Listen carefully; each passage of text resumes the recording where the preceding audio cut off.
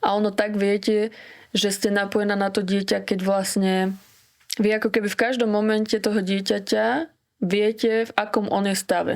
To znamená, že plače. Prečo plače, hej?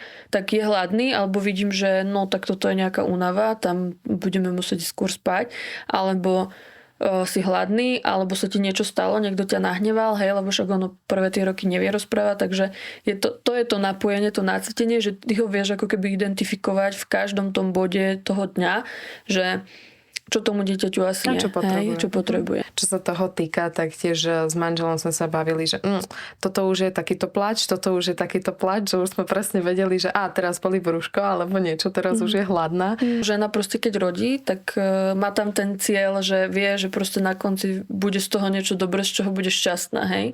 A možno, že pre mňa to bolo tak náročné a zlé a bolestivé to viacej, že ja som vlastne rodila a vedela som, že z toho